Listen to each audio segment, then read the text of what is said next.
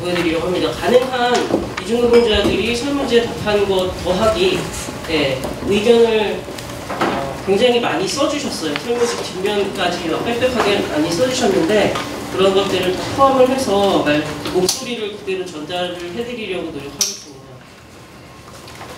네, 이번 히트조사는 전국의 7개 단체와 노조가 함께 했고요. 네, 이중노동자 한 분씩 부르겠습니다. 한 단체씩. 이중노동자 노동조합에서 해주셨고, 광주 외국인 노동자센터, 부산 외국인 근로자지원센터, 대구 성서공단 노조, 아산 외국인 노동자센터, 양산 외국인 노동자지원센터, 의정부 외국인 노동자지원센터에서 거의 전국적으로 아마 제주도와 강원도를 제외하고 다 커버를 하려고 노력을 했고요. 그리고 이 단체들에서 활동가들이 고용허가제 이중노동자들을 만나서 설문조사를 하겠습니다. 네, 또 뒤에서 열심히 부산에서 설문조사를 해주셨던 두 분의 활동가께서 와 계십니다. 네, 감사합니다.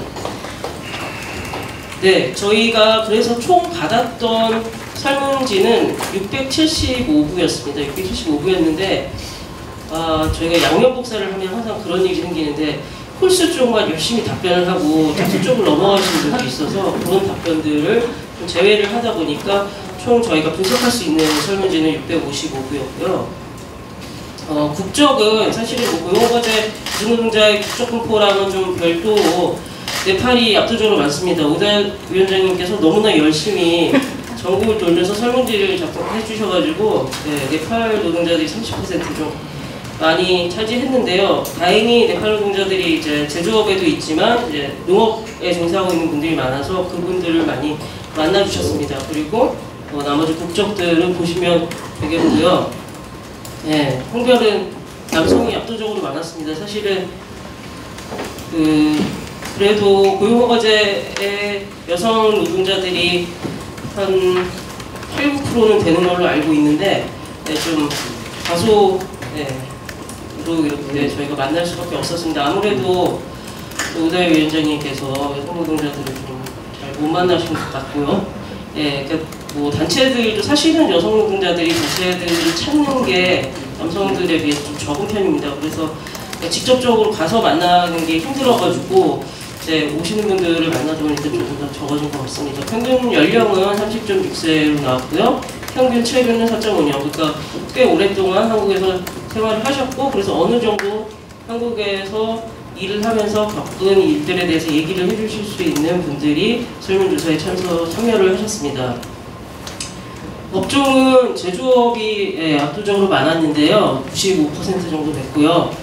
농업과 어업, 건설업, 서비스업도 약간 있었습니다. 근데 오늘 분석에서는 물론 제조업 위주가 되겠지만 업종별 비교를 좀 해보려고 하는데 숫자는 작지만 유의미하게 차이가 드러났고요. 그래서 제조업과 농업, 어업을 비교해가면서 얘기를 해보려고 합니다. 어업은 뭐 11명 너무 적은 거 아닌가라고 하실 수 있겠는데 제가 이 조사와는 별개로 최근에 이제 어업 노동자들을 만나러 다니고 있는데 노동 조건이나 이제 그 의견들이 굉장히 비슷했기 때문에 이번 조사에서는 숫자가 적어도 어느 정도 대표성이 있다고 보여집니다. 그래서 그 세 가지 업종을 주로 얘기를 하려고 합니다.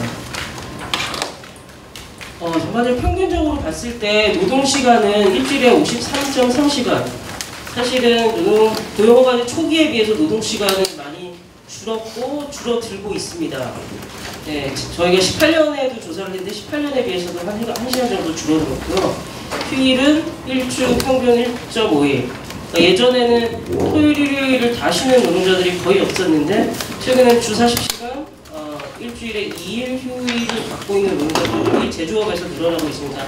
반면에 농업이나 어업 같은 경우에는 여전히 휴일 없이 장시간 노동하는 경우가 많기 때문에 이제 휴일이 이렇게 1.5일로 나왔고요. 업종별 비교를 해서 보시면 제조업, 농업, 어업을 보셨을 때 순서대로 점점점 일하는 시간은 길어지고요. 휴일은 줄어드는 것을 보실 수 있습니다. 어업은 무려 67시간 이상 일주일에 일을 하고 있고요.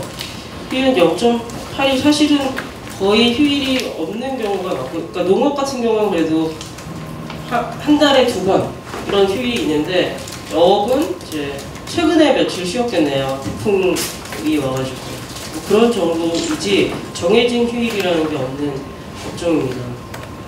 임금은 저희 600여 명의 평균이 222만 원 정도로 나왔습니다. 그냥 임금만 보면 뭐 최저임금보다 높네 나쁘지 않네라고 생각하실지 모르겠으나 노동시간을 생각하면 그렇지 않습니다. 노동시간 그냥 단순히 노동시간 곱하기 최저시급 거기에다가 딱 저희가 주야간 근무랑 그다음 일요일 근무에 대해서 물어보지 않았기 때문에 연장가산 수당이랑 주휴수당만 계산을 했습니다. 그리고 둘 다 농업은 해당이 안 되기 때문에 제외를 했고요. 그렇게 계산했을 때 받아야 할 최저 월임금이 230만 원이 넘습니다. 그래서 실제로 받고 있는 임금의 평균과 받아야 할 임금을 봤을 때 그 차액이 94,000원 정도로 실제로 최저임금에 못 미치는 임금을 받고 있었고요. 그러니까 한 명 한 명에게 이런 식으로 계산을 해서 봤을 때는 56.2%가 최저임금 미만으로 지급을 받고 있었습니다. 이걸 업종별로 또 따로 보면요.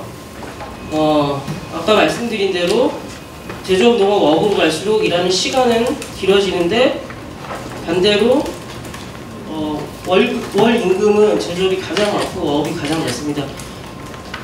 이 170만 원 지금 이게 공제적 임금을 저희가 물어본 건데 지금 올해 주 40시간 근무하는 사람도 179만 5,310원을 받아야 되거든요. 근데 이제 거기에도 미치지 못하게 농업어업에서 일하고 있는 분들이 받고 있는 거고, 어업은 저희가 실태조사, 다른 실태조사에서도 보면은 처음 들어왔을 때 정해진 임금이 3년을 갑니다. 그러니까 3년 동안 고용계약 기간 동안에 매해 최저임금이 오르지만 그것은 전혀 그 임금에 반영되지 않고 3년 동안 똑같다가 만약에 재고용을 하게 되면 그때 또 최저임금으로 맞춰서 또 그게 1년 10개월이 가고 이런 식으로 진행이 되기 때문에 아마도 여전히 170만 원에 머물러 있는 것 같습니다. 그래서 받아야 될, 아까처럼 계산을 했을 때 받아야 될 최저임금입니다. 이게 뭐 최저임금보다 못 미치는 돈이 제조업은 45,000원을 덜 받고 있는데 농업은 79만 원을 덜 받고 있고 어업은 125만 8천원을 덜 받고 있습니다. 그래서 어업에 종사하는 분들은 사실은 일한 시간만 계산을 해봤을 때도 거의 300만 원 가까운 돈을 받아야 하는데 거기에 미치지 못하는 임금을 받고 있는 상황입니다. 성별도 차이가 나는데요. 남성에 비해서 여성이 길게 일을 합니다. 이거는 여성들이 농업에서 종사하는 비율이 높기 때문이고요. 반면에 임금은 낮습니다. 그래서 최저임금 차액을 계산을 해봤을 때 남성은 69,000원 정도, 7만원 정도 덜 받고 있는데 반면에 여성은 55만 7천원 정도를 덜 받고 있었습니다. 숙식 보시면요. 숙소를 제공받는다. 그러니까 기숙사에 살고 있다가 85.8%입니다. 근데 숙소비를 지불하는 경우가 반 정도 되고요. 근데 그 숙소비를 지불하고 있는 그 기숙사라는 곳의 상태가 가장 많이 불만이다라고 이제 문제 제기가 됐던 게 주야간 노동자와 같은 침실을 사용한다는 거였거든요. 이게 26.4%인데 이거는 근로기준법에도 위반되고 일단 기숙사라는 것 자체에서 가장 먼저 나오는 말이 이제 이 근무 시간을 달리하는 노동자들이 한방을 쓰면 안 된다고 되어 있는데 이런 문제들이 있습니다. 그 다음에 근무 중에는 식사를 제공받는다라는 응답이 81.7%였는데요. 여기에 대해서 식비를 내야 한다라고 한 응답이 14% 정도였습니다. 그래서 숙소비나 식비나 혹은 요거를 같이 내는 사람들을 합쳐서 평균을 냈을 때 한 달에 14만 원 정도를 내고 있고요. 가장 많이 내고 있는 사람은 48만 원이었습니다. 그 숙식비 공제 지침이 2017년인가 나왔죠. 거기에 보면은 비닐하우스가 아닌 집, 비닐하우스는 이제 임금의 13%를 공제할 수 있고요. 비닐하우스가 아닌 집은 최대 20%까지 공제할 수 있죠. 그래서 그 기숙사와 그 식사를 제공했을 때 임금의 20%까지 공제를 하고 있습니다. 그래서 실제로 게다가 이제 그게 이제 최저임금에 산입되지 않는 최저임금이 바뀌면서 이렇게 바뀌어서 실제로 아까 제가 보여드렸던 그 최저임금에 못 미치는 그 금액에서 또 10만 원, 20만 원이 다시 빠지는 그런 상황이고요. 이번에 실태조사에서 사실은 저희가 55명이라고 했는데 임금과 관련해서 제대로 대답하는 분이 600명밖에 되지 않았어요. 왜냐하면 지금 현재 임금을 받지 않고 있는 분들이 많았기 때문이었습니다. 그래서 코로나 때문에 일이 없어져서 임금을 받지 못하고 있다. 임금이 줄어서 50만 원만 받는다, 100만 원만 받는다 이런 분들이 있는데 문제는 그런 분들도 숙식비를 떼이고 있다는 거죠. 그래서 100만 원 임금을 받고 있는데 지금 기숙사비로 27만 원을 떼간다. 심지어는 100을 받고 50을 떼가는 경우도 있었습니다. 그러니까 50 가까이. 그래서 실제 이 숙식비 공제 지침이라는 게 도대체 무슨 의미가 있으며 과연 그거라도 지켜지고 있는지 거기에 대해서 누가 감독을 하고 있는지 이런 의문이 생겼었습니다. 사업장 변경으로 넘어가겠습니다. 그러니까 지금 앞에 보여드린 건 사실 이런 노동 조건, 이런 숙식 조건에서 사람들이 생활을 하고 있고 그렇기 때문에 사업장 변경에 대해서 생각을 하지 않을 수 없는 환경에 있다는 걸 보여드린 거고요. 실제로 저희 설문조사 대상자 중에 사업장 변경을 한 번이라도 해본 적이 있다고 답하는 사람이 57.7%였습니다. 보시면 업종별로 다른데요. 제조업에서는 반 정도, 농업에서는 80% 정도, 어업은 100% 사업장 변경 경험이 있었습니다. 결국에 그리고 성별로 봐서도 남성보다 여성이 사업장 변경이 많았습니다. 결국에는 뭐냐면 노동 조건이 열악한 곳에 있는 사람들이 사업장 변경을 하게 된다는 것이죠. 사업장 변경을 왜 하게 됐냐고 물어봤을 때 가장 많은 게 일이 너무 힘들어서 월급이 너무 적어서 앞에서 봤던 것입니다. 일은 많이 하는데 월급은 적고 당연히 바꾸고 싶을 수밖에 없죠. 그래서 이 사업장 변경에 막 제한을 두고 사업장 변경을 하지 말아야 되고 사업장 변경을 하지 않아야지 성실 근로자고라는 이런 얘기들에 대해서 이 설문지에서 어떤 한 응답자가 아주 간략하게 정리를 해주셨는데요.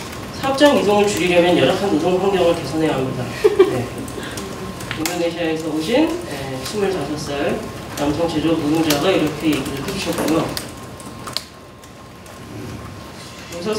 그래서 아까 이제 57%가 이제 사업장 변경을 했는데 그 변경을 할 때 어떤 어려움이 있었는지 물어봤을 때 일단은 100이면 96이 사업장 변경을 할 때 어려움을 겪었다라고 얘기를 했고요.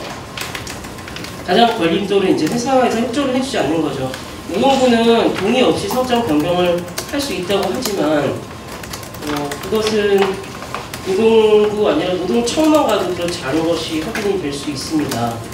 그래서 당연히 회사는 협조해주지 않고 본인은 한국어도 못하고 이런 절차도 잘 모르고 그리고 어떻게 신청을 하게 되더라도 센터에서 제대로 도와주지 않고 발송 문자도 제대로 안 보내주고 그다음에 구직기간 2개월, 3개월 동안에 숙소도 없이 혼자 숙소를 찾아서 살아야 되는 그런 또 경제적인 어려움도 있다라는 등등의 이야기를 했고요. 네, 마음에 드는 회사가 그러니까 사업장 변경을 한다고 한들 사실은 저희가 뭐 농업이나 어업에 있는 노동자들한테 늘 하는 얘기인데 바꿔도 달라질 건 없어요. 때리지만 않으면 그냥 거기 있는 게 나을 수도 있어요 라고 얘기를 하는 게 옮겨서 더 좋은 곳으로 간다는 보장이 없기 때문입니다. 네, 이것도 이제 노동자들이 직접 이제 옆에서 써준 말들인데요. 네, 구직기간 중에 알쓸 문자 받기 어려워요. 세네 개도 안 보내준단 말입니까? 그다음에 불량 알선을 많이 받았다는 얘기를 해주셨는데요. 네, 이제 너무 늦게 문자를 보내주는 거죠. 전화하면 이미 사람 구했다 하니까 왜 자꾸 사람이 필요 없는 곳을 소개를 시켜주냐 이런 불만들이 여러 차례 나왔습니다. 그리고 숙소가 없어서 힘들었다는 얘기도 있고요. 이 마지막은 이제 2010년에 입국한 화석 같은 이주노동자 이제 9년 8개월을 향해서 달려가고 있는 중인데요. 이주노동자 구직 시스템은 예전이 더 나았던 것 같다. 예전에는 노동자가 원하는 회사를 선택할 수 있었고 그렇기 때문에 일이 더 만족스럽고 열심히 할 수 있었다. 네. 근데 지금은 어딘지 모르는 깜깜이 구직을 할 수밖에 없는 상황이기 때문에 네, 변경을 한다고 나아지는 것도 아니고 더 나빠질 수도 있고 이런 상황이라는 걸 다 보여주는 얘기인 것 같습니다. 사업장 변경을 어쨌든 노동자의 책임이 아닌 사유로 사업장 변경을 하게 되면은 뭐 1년에 뭐 평균적으로 하고 뭐 총 3번 변경할 수 있는 거기에 산입되지 않는다 이런 것들을 고시로 정하고 있는데요. 실제로는 내가 잘못하지 않고 회사가 잘못해서 내가 변경을 하려고 했는데도 그게 회사에 산입됐다라고 답한 응답자가 30.2%였습니다. 근데 왜 이렇게 그럼 했냐?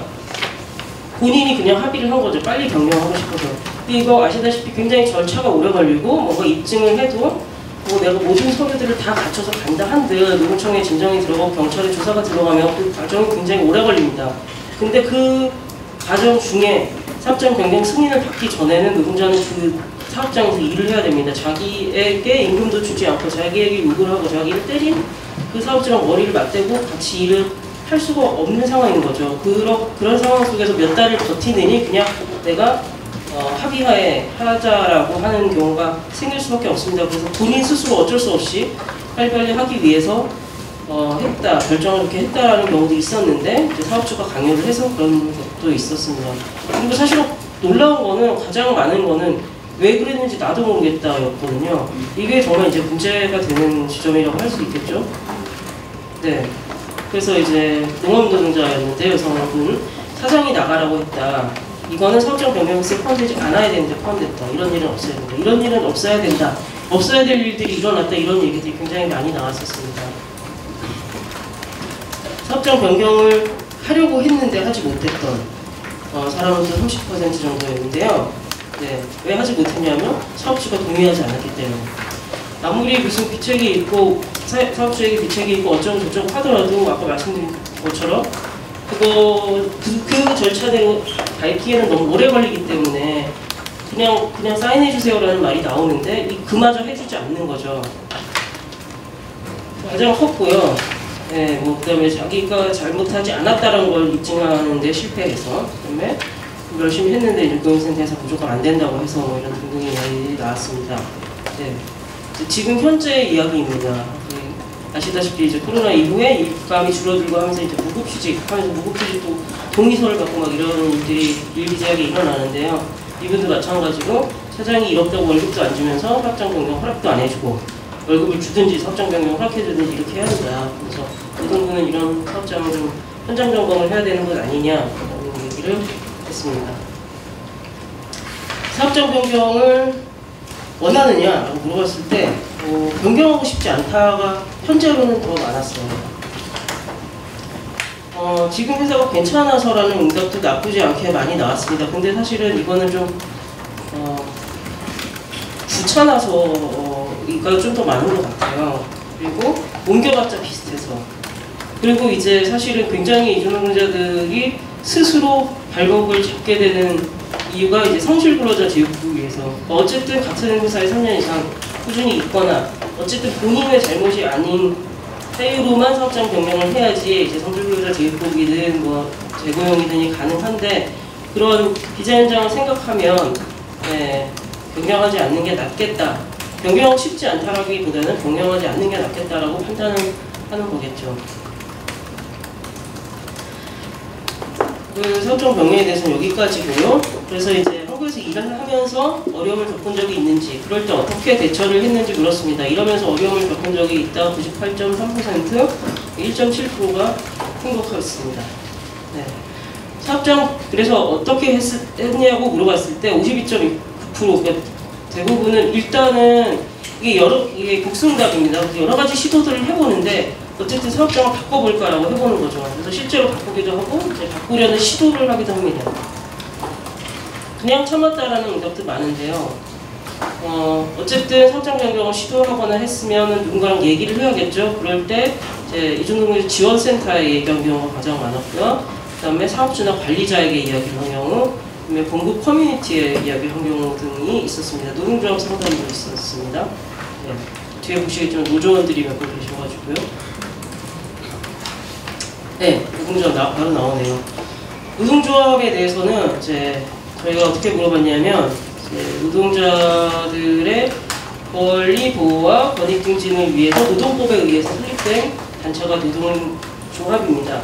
노동조합에 대해서 알고 있습니까? 라고 물었습니다. 그랬는데 안다는 응답이 더 많았어요. 잘한다, 조금은 안다, 잘 모른다, 전혀 모른다. 그래서 노동조합에 가입해 있습니까? 물어봤더니 45명. 혹시 우다야 위원장님.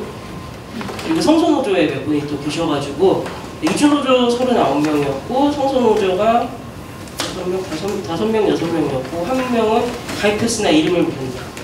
이름을 가르쳐 주세요.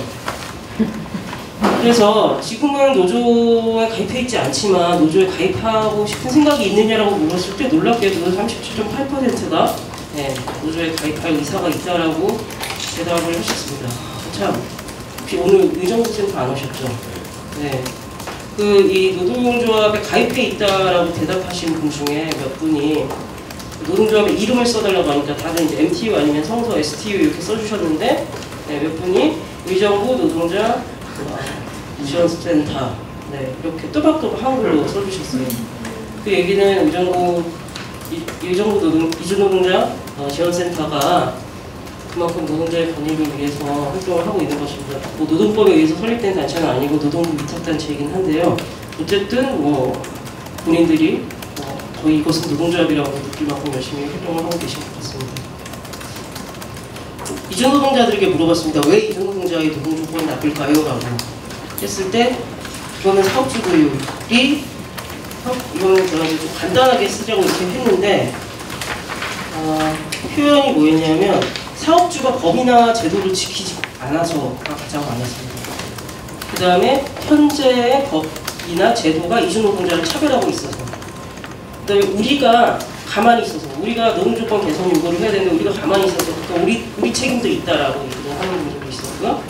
그 다음에 전반적으로 이주노동자에 대한 차별적인 인식이 있기 때문에 그 다음에 노동부가 근로감독을 제대로 하지 않아서 등의 이유가 나왔습니다. 이것은 이제 성서에 계신 필리핀 여성 제조업 노동자가 해주신 말씀인데요. 모든 노동자들이 한국 정부의 법과 규정을 따라야 되지 모든 고용주들은 노동법을 준수해야 합니다. 당연한 이야기이죠. 그런데 이제 이런 말들을 굉장히 사업주들이 법을 지켜야 된다. 사업주들이 법을 지키도록 교육해주세요. 사업주들이 법을 지킬 수 있도록 감시해주세요. 이런 말들이 굉장히 많이 나왔습니다. 그래서 이렇게 나쁘기 때문에 개선이 되려면 어떻게 해야 되느냐라고 물었을 때 네, 가장 많이 나온 게 이주노동자 스스로가 문제를 제기해야 된다라는 말이 가장 많이 나왔습니다. 그 다음에 아무래도 한국 정부보다는 공국 대사관이 움직여야 되니까 공국 대사관이 더 역할을 해야 된다는 의미는 결국 공국 정부가 먼저 책임을 가지고 움직여야 된다는 거고요. 그 다음에 사실 1번, 3번이 비슷하게 같이 가는 건데 이주노동자가 노동조합에 가입해서 싸워야 한다라는 응답도 26.8% 나왔고요. 이주노동자 공동체가 스스로 해야 된다. 그래서 이 노동조건 개선을 위해서는 한국 정부가 노동부가 혹은 뭐 이주노동자 지원 단체가 뭘 하기보다는 이주노동자 스스로 혹은 이주노동자를 보내고 있는 정부가 좀 더 목소리를 내고 좀 더 움직여야 된다라는 생각을 많이 하는 걸로 나타났습니다. 네. 네팔의 제조업 노동자 이렇게 얘기를 하셨어요. 신출국 정부는 송금만 바랍니다. 문제를 해결하기 위해 노동자가 싸워야 합니다. 정부가 정신 차리게 해야 합니다. 정신 빨리 차려야 할 텐데요. 그 다음에 이제 뭐 너무 이렇게 뭐 다른 것 없이 스스로 너무 자기 성찰과 반성을 많이 하셔가지고 딱 집어서 고용허가제에 대해서는 그러면 뭐가 바뀌었으면 좋겠습니까? 라고 물었습니다. 역시 뭐 예상한 대로 가장 많이 나온 게 사업장 변경 제한하고 있는 게 바뀌어야 된다. 그 다음에 재계약이나 재입국 할 때 사업주가 허락해야지만 되는 게 바뀌어야 된다. 그 다음에 제도상 이주노동자를 차별하고 있는 부분이 바뀌어야 된다. 이거는 뭐 사실 굉장히 광범위하게 다 커버가 되는 부분이겠죠. 그다음에 사업주에 대한 교육이 부족하다. 좀 강화해야 된다. 그 다음에 이제 이주노동자들에 대해서 이제 계속 고용 기간을 늘리는 정책을 펴다 보니까 정말로 10년 가까이 있는 노동자들이 많이 생겼고 이런 요구들이 이제 나오기 시작합니다. 가족 동반을 금지하고 있는 것에 대해서 불만을 얘기하면서 이것은 너무 비인간적이다라고 얘기를 해요. 5년 이상, 1, 2년이면 또 모를까 몇 년 동안 가족과 같이 살지 못하게 하고 가족에게는 방문할 수 있는 비자도 내주지 않는 것에 대해서 이제 문제 제기를 하셨고요. 그 다음에 또 나이가 뭐 10년씩 있다 보니 나이가 이제 많이 들어가죠. 그러니까 이제 고용허가제로 들어올 수 있는 연령을 제한하고 있는 것, 그거에 대해서도 문제를 많이 지적을 해주셨고요. 이주노동자들이 우리에게 무슨 권리가 있는지 좀 교육해줘야 되는데 그런 것도 부족하다라는 얘기 역시 장기 체류로 가다 보니까 왜 우리는 영주권 국적을 신청하지 못하게 하느냐 이런 문제도 제기됐습니다. 그다음에 고용센터의 편파성, 왜 사업주 편만 드느냐 이런 문제들도 있었고요. 네. 그 네팔 노동자들이 우울증 얘기를 많이 하셨는데 여러 가지 고용허가제가 나를 우울증에 걸리게 만든다. 그중에서 이제 사업주 허락 없이 사업장을 변경할 수 없어서 계속 참고 일해야 되는 이 상황 때문에 우울증에 걸리는 노동자들이 많다. 노동자가 사업장 변경할 수 있게 해야 한다. 여기 보셨고요. 그 다음에 말씀드린 것처럼 회사에서 재고용을 안 해주면 비자 연장하지 못하는 거.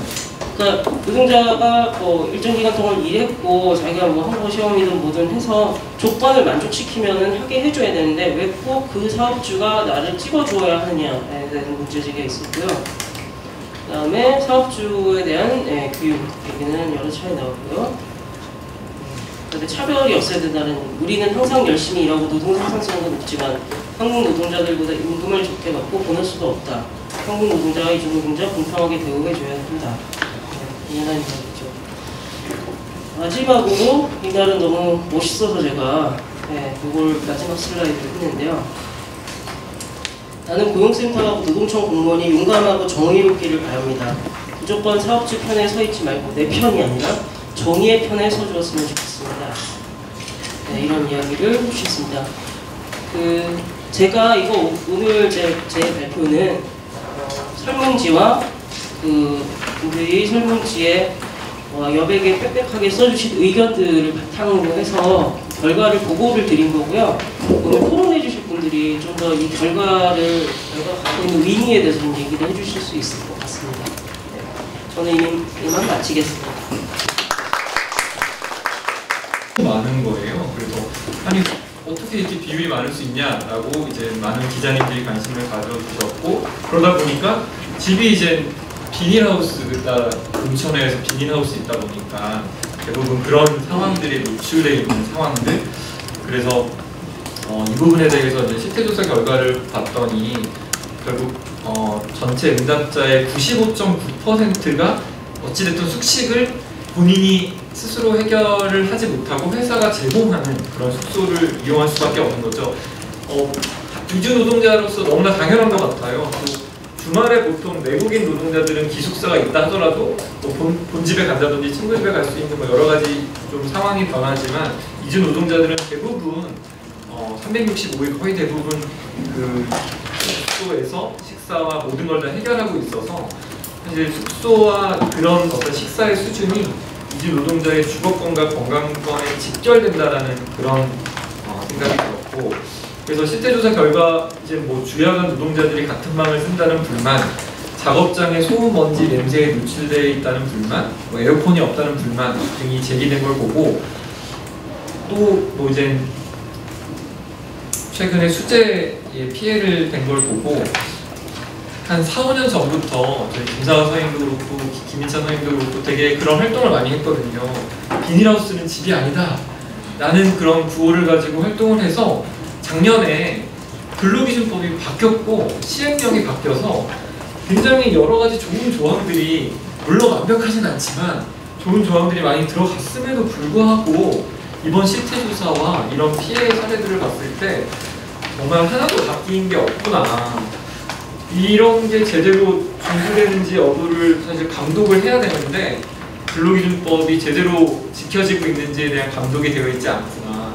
그래서 사실 50년 전에 전태일 열사가 근로기준법을 만들어라, 근로기준법을 개정하라 라고 외친 게 아니라 근로기준법을 준수하라고 외친 것처럼, 지금 이 사업주들이 이렇게 버젓이 법이 바뀌고 시행령이 바뀐 거를 어기고 있음에도 불구하고 오히려 고용센터는 농어촌 산간의 비거주 지역에 설치한 비닐하우스 숙소를 허용하고 있다는 거죠. 근데 이거는 정말 그 시행령의 취지에 완전히 반하는 건데 어떻게 이런 것들을 계속 그냥 하고 있고, 그런 기숙사를 제공하는 사업장에 계속 고용 허가를 해주는 건지 도저히 이해가 가지 않아서, 저희가 이번 토론회도 지금 또 이제 수해가 막 난 상황이고 또 내일도 비가 많이 온다고 하는 상황에 이거라도 뭔가 좀 세상에 알려줬으면 좋겠고, 그래서 이런 작년에 그 신설됐던 근로기준법 규정과 그리고 시행령 규정이 그냥 액세서리에 불과한 게 아니라 제대로 준수될 수 있도록 힘을 모아야겠다 라고 생각해 제 토론문에는 담았습니다. 또 하나 이제 저희가 이 고용노동자 헌법소 제가 사업장 변경 관련해서 얘기하고 싶었는데 제 뒤에 토론은 사실 고기국 대표님이 그런 내용을 많이 담아주셨더라고요. 그래서 제가 좀 줄여서 말씀을 드리자면 아까 불량 알선에 대한 얘기를 했는데 저희 사무소랑 그리고 지구인의 정류장에서는 이 불량 알선의 책임을 묻는 소송을 2020년부터 시작해 보려고 합니다. 어떻게 하냐? 지금 어제 제가 지원을 했던 분이 3년 넘게 임금을 체불하신 분이세요. 사업주가 인정한 금액만 3,400만 원이에요. 사업주가 인정한 금액. 근데 저희가 계산한 금액은 5천만 원이 넘죠. 그럼 어찌됐든 그 3,400만 원에 대해서 사업주가 책임지는 건 당연하잖아요. 근데 그 사업체는 저희 노동자를 알선하기 전에 이미 임금 체불 전력이 있었던 사업장이었던 거를 저희가 확인했던 거예요. 그게 김희천 감독님이 상담을 했던 기록들을 컴퓨터에 다 넣어놨는데 어디서 많이 본 이름이다라고 쳐왔더니 몇 년 전에 지원을 했던 분이셨던 거예요. 실제 벌금도 냈던 거예요. 그러면 법 자체에 그런 경우에는 신규 고용 허가를 제한하도록 되어 있음에도 불구하고 고용센터에서 그런 게 제대로 확인하지 않고 고용 허가를 그냥 해준 거죠. 결국 부실한 불량 알선에 대해서 저희가 책임을 묻기 위해서 단순히 사업주만 상대로 소송할 게 아니라 피고 1 대한민국, 피고 2 사업주 이런 소송을 제가 재작년에 해봤었어요. 사업장 변경을 지연시킨 경우가 되게 많았었거든요. 이주 노조를 통해서 연결이 됐는데 저희가 툭툭버스 막 가가지고 난리를 침에도 불구하고 한 달이 넘게끔 지연을 시킨 거예요. 그래서 사업주가 책임지는 건 당연한데 너무 괘씸하다 해서 피고 대한민국을 집어넣어서 2년째 소송을 이어나갔었죠. 결론은 피고 대한민국은 법적 책임에서 빠져나왔어요. 아쉽지만. 하지만 사업주한테 이 사업장 변경을 방해한 행위에 따른 위자료를 인정받은 그런 선례가 있었는데 어찌됐든 불량 알선에 대해서도 피고 대한민국이 책임을 묻도록 하자. 그리고 또 하나는 지금 하려고 했던 게 산재를 당한 사업장인데 동일한 유사한 기계에 계속 산재로 피해 노동자들이 절단되는 사고를 당하는 거예요. 그럼에도 불구하고 아시다시피 강점이 거의 없기 때문에 또 다른 노동자가 그 기계를 통해서 또 다치는 거죠. 계속 다치는 거죠. 그 사례를 정말 찾으려고 했었는데 최근에 평택에서 찾았어요. 이게 찾았다고 기뻐할 일이 아니잖아요, 사실은요. 근데 어찌됐든 그 소송을 해보려고 하고 있어요. 왜냐하면 산재로 동일하게 이렇게 당하고 있는 사업장을 그냥 알선해준 고용센터는 죄송합니다 라고 하는 도의적 책임만 져야 될 것인가, 아니면 이런 불량 알선에 대해서, 왜냐하면 이주 노동자는 고용센터가 알선해주는 곳만 갈 수 있어요. 차라리 예전처럼 찾아서 가면 그건 노동자가 자기가 책임을 질 수밖에 없는 영역인데 지금 모든 거를 다 고용센터가 지고 있어요. 아무것도 놀려고 하지 않고 있어요. 그래서 저희가 헌법 소원을 제기했지만 헌법 소원을 통해서 제도가 바뀔 거라고 생각하지는 잘 않아요. 물론 뭐 위헌이다, 헌법 불합치가 나면 어쩔 수 없이 바뀌겠지만, 그래서 저희랑 지구인의 정류장은 그러기 전에 고용센터를 피고로 넣자. 그래서 웬만한 소송에서 고용센터를 피고로 넣으면 고용센터 공무원이 스스로 이거 그냥 사업장 변경 해주라고 하자라고 하지 않을까라고 하는 순진한 기대를 갖고 저희가 하고 있는 모든 소송에서 대부분 사업주만을 넣는 것이 아니라 대한민국의 책임을 질 만한 여지가 있다면 무조건 넣어보자. 근데 저희가 그때 2년 동안 이어온 소송에서 소송 수행자가 4명이 나오더라고요.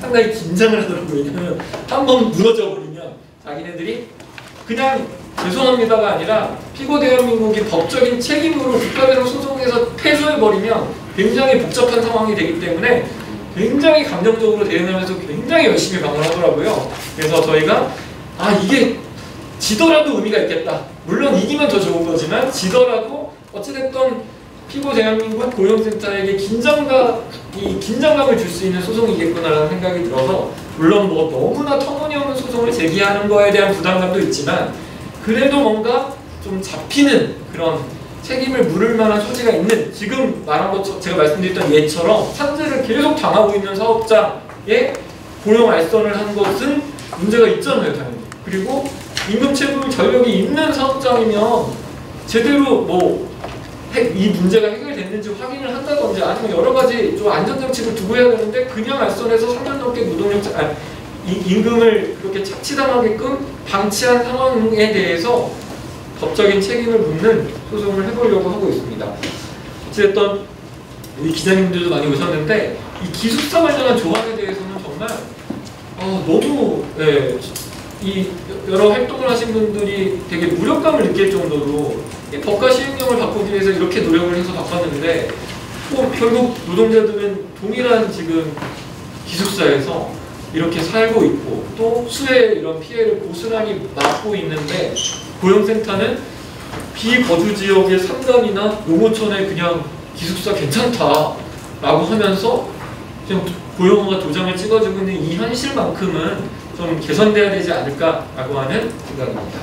저에게 주어진 10분을 열심히 사용했습니다. 감사합니다. 제한 대상 업체를 알선해 주는 것도 문제지만 실질적으로 고용노동부는 알선 자체를 방해하지 않나, 사업장 이동 신청 자체를 의도적으로 방해하지 않나 하는 생각을 저희가 많이 하거든요. 왜냐하면 저희 쉼터에 와서 구직 중인 이주노동자들 이야기를 들어보면 유효하지 않은 문자, 그러니까 이미 구직 활동이 끝난 업체에 소개받은 사람들이 굉장히 많습니다. 3개월 동안의 유효 구직 기간 동안에 한 2개월은 그냥 소송생활을 하는 경우들이 태반이에요. 문자 일주일에 한 번 받고 안 와요.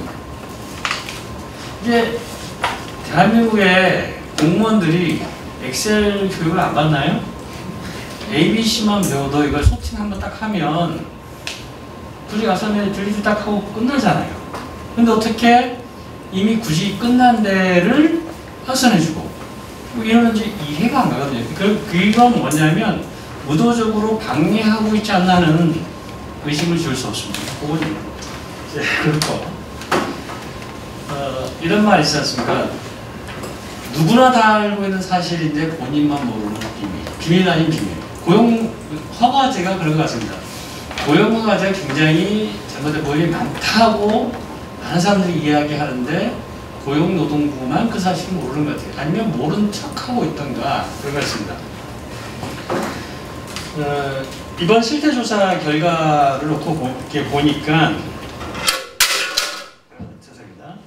흔히 그 사업장 이동 제한이라는 독소조항과 사업주에게만 선택권을 주고 있는 제국 특례 제도만 문제가 아니라 진짜 문제는 이주노동자들은 굉장히 반대하게 되게 어떤 면에서 봤던데 제가 보는 데는 고용허가제 주무부서인 고용노동부의 태도, 이 제도와 이주노동자를 대하는 고용노동부의 태도야말로 제일 문제라고 봅니다.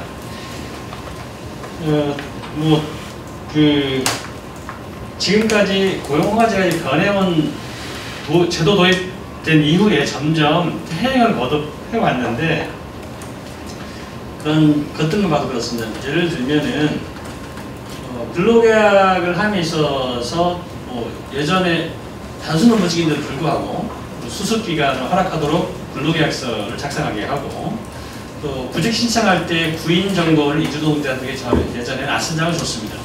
본인들이 찾을 수 있도록 했어요. 근데 지금은 문자를 받게 하고 또 입국할 때 1년 계약으로 들어와서 사업장 이동을 1년 후에는 그나마 할 여지가 있었는데 지금은 장기 계약하고 오도록 하고 있거든요. 결국 한 사업장에만 매이도록 굉장히 타이트하게 변화가고 있습니다. 산업연수제도 수준보다 더 열악한 게 된 부분이 있습니다. 산업연수제도는 최소한 숙식은 제공했거든요. 지금은 그 비닐하우스에 재우면서도 자기하면서도 숙식비를 공제해요. 이런 날강도 같은 일들을 고용노동부가 허락하고 있습니다. 그런 면에서 고용허가제는 퇴행을 거듭하고 있고 제도 개선 혹 폐지에 대한 논의가 반드시 이루어져야 된다고 봅니다.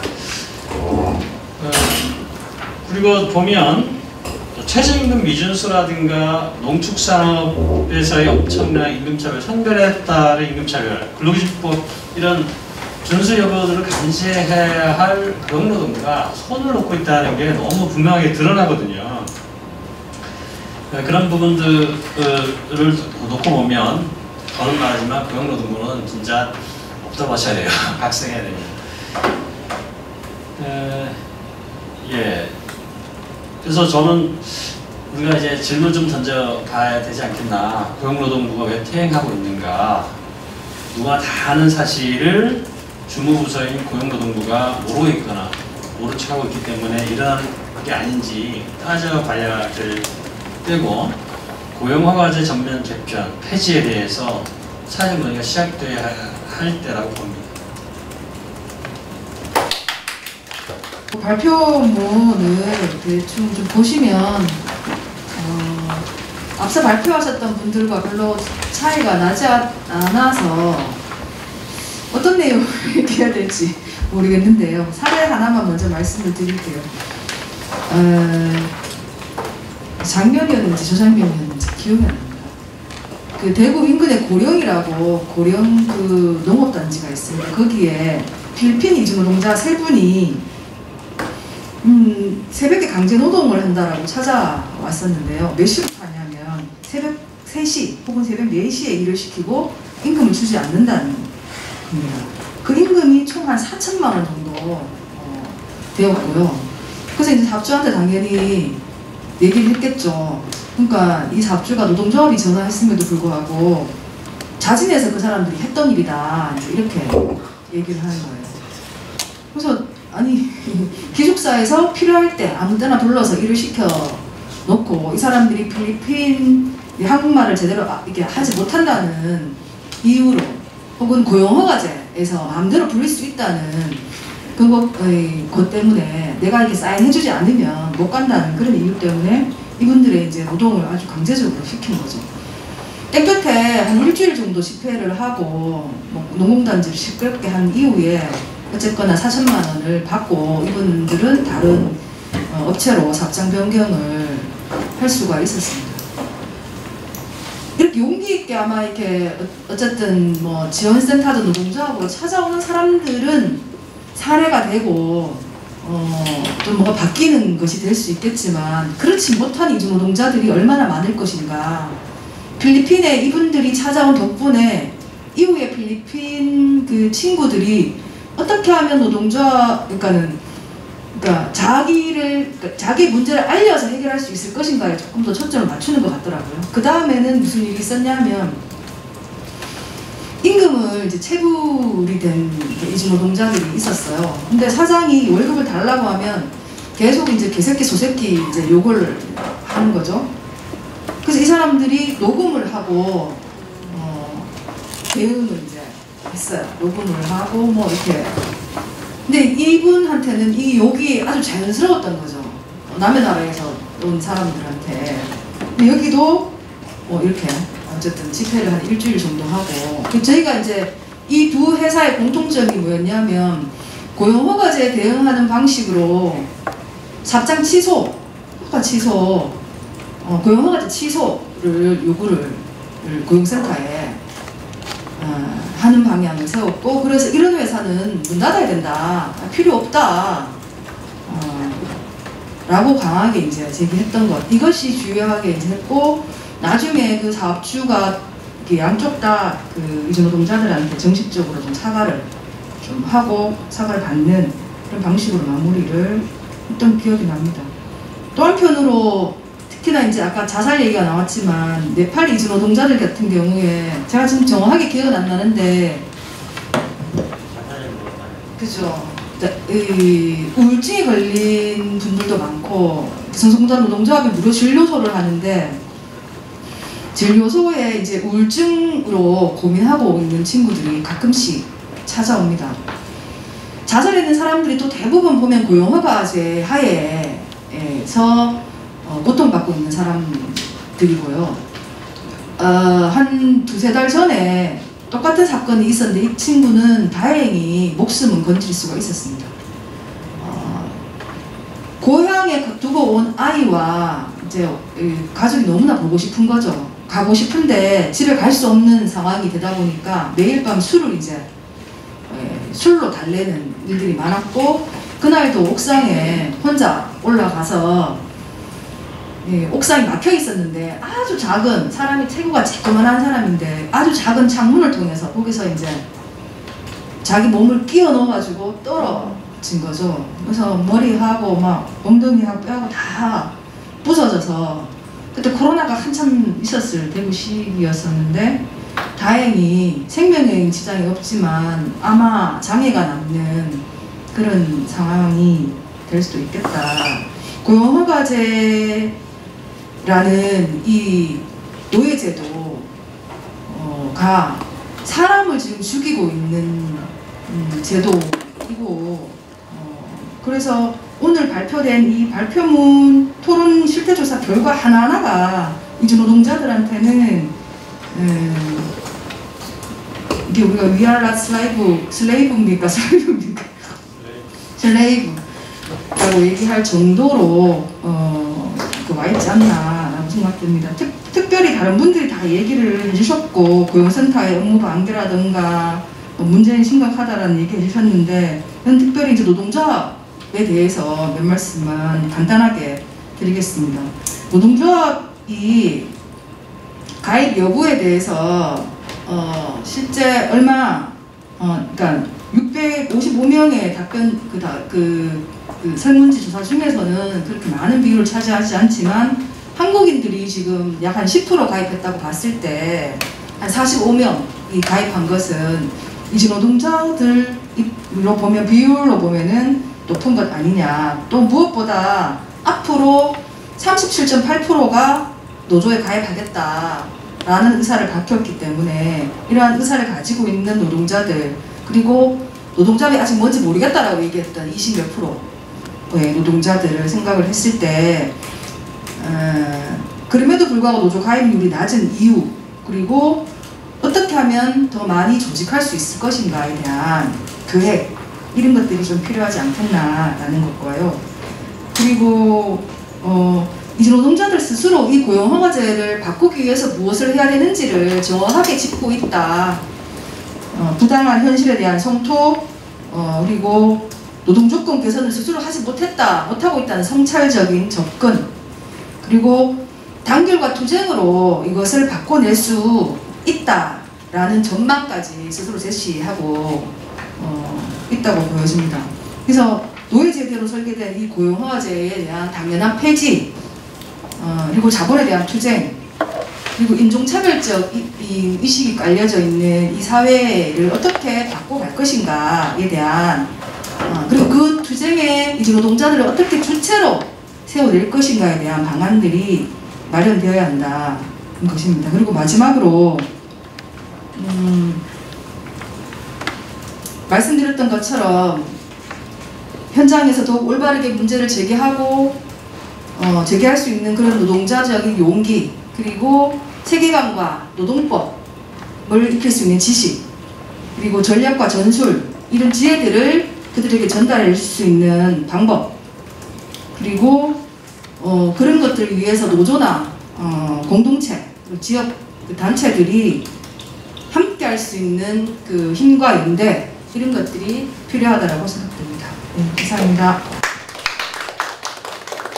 좀 부끄럽게도 현재 이런 부분에 대한 사업들을 충분히 해내주고 있지는 못합니다. 표에 있는 것처럼 이주노동자가 작년자로는 137명의 그 단체들과 노조에 보내고 하면서 일정한 역할을 하고는 있지만, 조직 자체적으로 이주노동자, 지금 조직되어 있는 급속노조 사업장 내 이주노동자 실태 등도 정확히 파악이 되어 있지 않은 상황입니다. 그래서 올해 저희가 몇 달 동안 진행한 사업장별로 미조직 노동자, 이주노동자뿐만이 아니라 전체적으로 미조직된 사업장 내 부분 조사 등을 진행하고 있는데, 그 결과가 절반이 좀 넘는 사업장들만 응답이 됐긴 했는데, 실제 이주노동자가 사업장 내에 있는데 조직되지 않은 사업장 문제부터 하나둘씩 좀 이주노동자 문제를 조직하는데 힘을 기울일 예정입니다. 그 뒤에 보시면 각 지구라든지 그 단위별로는 자체적으로 좀 이주노동자 사업들을 진행하고 있는 곳이 있습니다. 광주 전남지구 같은 경우는 전체 실태 조사들을 진행하면서 이후 조직화 계획을 좀 준비하고 있기도 하고, 저희 금속노조의 한 18개 정도의 지역지회라고 해서 공단을 대상으로 한 지역지회들이 있긴 한데, 여기 이제 서부산 지회 준비위원회 같은 경우는 공단 사업, 이주노동자를 대상으로 한 사업들을 상당히 많이 벌이고 있습니다. 근데 아직도 금속노조 전체적으로 보면 기업별 임단협 체계가 되게 강하기 때문에 어쨌든 지역지회들도 아직 공단의 전체 노동자들을 대상으로 한 조직화나 이런 부분들이 미약한 상황이어서 이후에는 금속노조가 좀 더 열악한 처지에 있는 이주노동자들, 국내 노동자들 여전히 열악한 처지에 있는 노동자들이 스스로 노동조합을 할 수 없는 상황들이 많기 때문에 관련 제도를 민주노총청원에서 함께 싸우고 바꿔내야 되는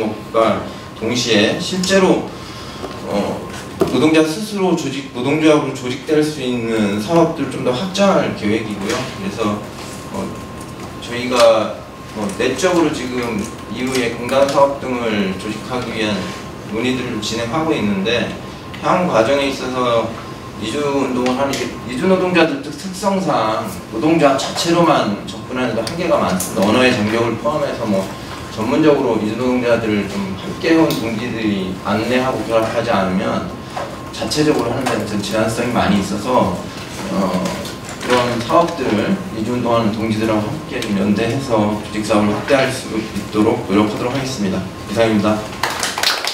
그리고 분님께서 여쭤볼 게 있는데요. 이번에 2000 이재민 중에 거의 한 대부분이 이주노동자였잖아요. 근데 제가 알아보니까 이 집회 자체를 하는 곳이 2,000밖에 없더라고요. 그러니까 다른 지역 같은 경우는 이주노동자 몇 명이 이재민이 있는지도 모르고,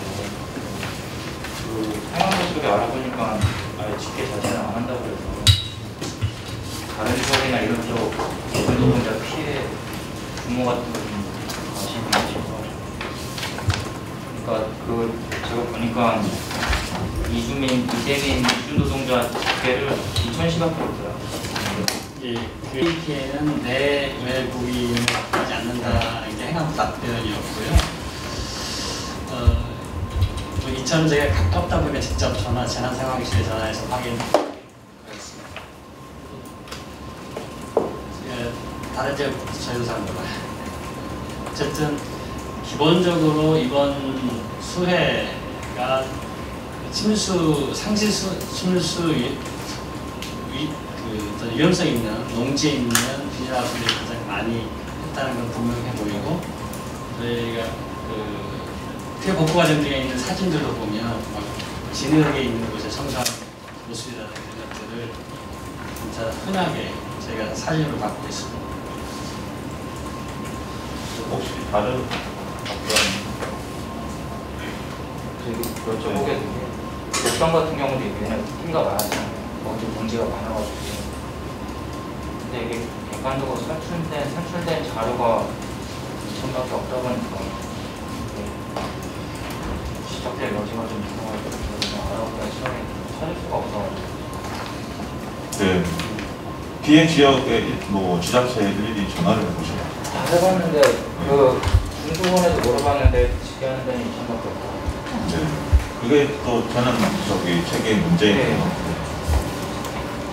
또 다른 질문이나 의견 있으시면 얘기해 주시죠. 이게 그런 것 같습니다. 제가 2000에 질문할 때 제 단체를 밝혔거든요. 제가 모의센터 두고 제가 생필품이든 재난지원금이든 지급할 의사가 있습니다. 그래서 했을 때 굉장히 친절하게 거술치라고 다 주더라고요. 근데 모르겠어요. 다른 데는 어떻게 돼서 안 나온 건지 모르겠는데 저는 잘 정보를 그렇게 얻었어요. 이재민 이주노동자분들이요. 정부에서 지금 이재민들한테 생계 의료비등 긴급 지원제도 지원을 한다라고 하는데 혹시 이주 노동자의 대상자가 되는지가 좀 궁금하고요. 그 통계 자체를 그것도 구분해서 안 된다고 할 정도면 구분 안 하고 지급을 한다는 것이 있고, 원래 질문은 이주 노동자들이 고용허가제 노동자들이 이제 노조 가입 의사는 꽤 있는데 실제 가입한 숫자는 낮다고 나왔잖아요.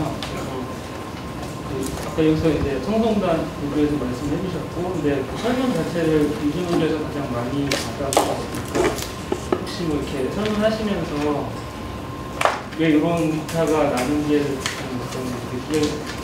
어떤 것 때문에 그렇다고 느끼는 게 있으신지 하나 궁금하고요.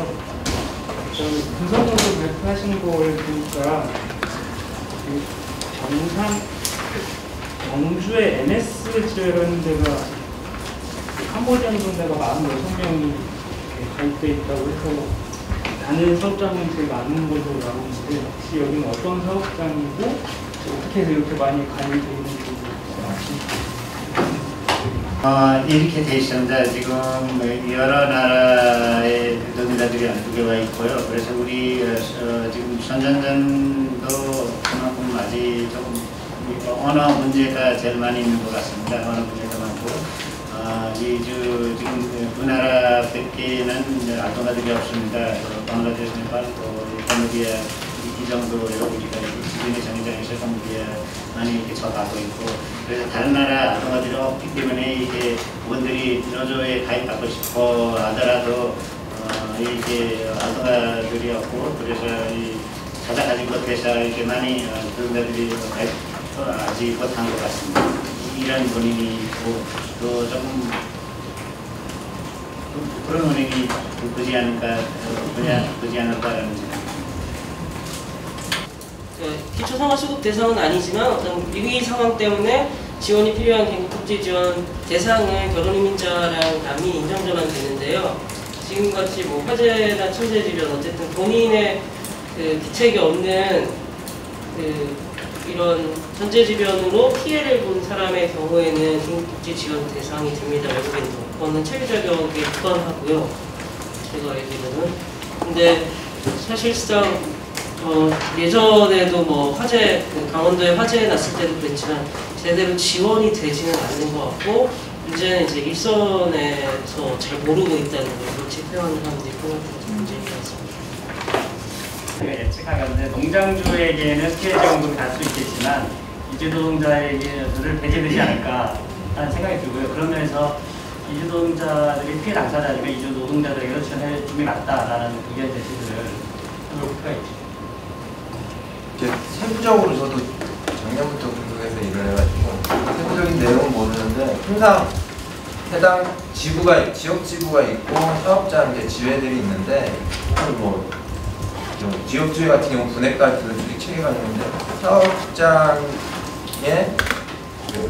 노조를 만드는 사람들이 의식이 되게 강하면 전체 조직화를 들어가는 게 두 가지 측면인데, 사실은 이주 노동자를 조직하지 않으면 뭐 쟁행이라든지 이런 걸 해도 효과가 없는 거잖아요. 사실은 한 축이 돌아가는 거가 되기 때문에 비조합원이 더 크면 그럼 운동적으로 당연히 조직화해야 되는 건데, 사업장의 문화에 따라서는 언어 장벽도 있거나 갈등 내지는 약간 이런 것들도 사업장 내에 있을 수 있기 때문에 조직화를 설득을 해도 어려운 조건들이 일부가 있기도 하고, 근데 이런 데 같은 경우는 이제 기본적인 문제의식들이 건강한 데들은 전체 조직화로 되는 숫자가 좀 많은 건데요. 최근에 울산에서도 하청 노동자 조직화를 신규 사업장 하는데 50명이 국내 내국인인데 100명이 이주 노동자. 그러니까 이런 경우는 그러니까 지금 조직화를 들어간 상황은 아닌데, 우선 내국인 50명 조직화 부분을 하는데 이주 노동자 관련 조직화는 후성론으로 하고 있어요, 지구에서. 근데 어쨌든 사업장에 따라서는 이주 노동자가 더 커질 때도 이미 있다는 거고, 그래서 지금 저희들 뭐 실태 조사하면 사실은 일부 지부 같은 경우는 사업장에서는 조직화를 꺼려하는 것도 있어서 전반적으로 이제 그런 문제들을 실태를 조사하고 지부가 계획을 세우고 할 수 있는 사업들을 이제 준비하고 있는 정도다. 노조총이랑 이주노조랑 함께 이주노조가 전반적인 실태 조사하는 게 거의 의미 있게 처음인 걸로 알고 있는데요.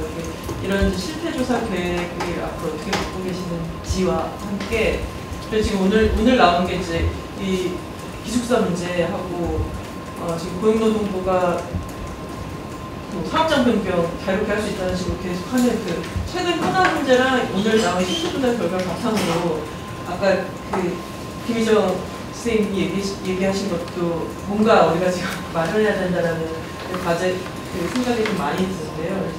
지금 이 실태조사 결과와 관련해서 어떤 계획을 갖고 계시는지, 계획을 어떻게 만들어 가시는 건지. 여기 나타나는 10개.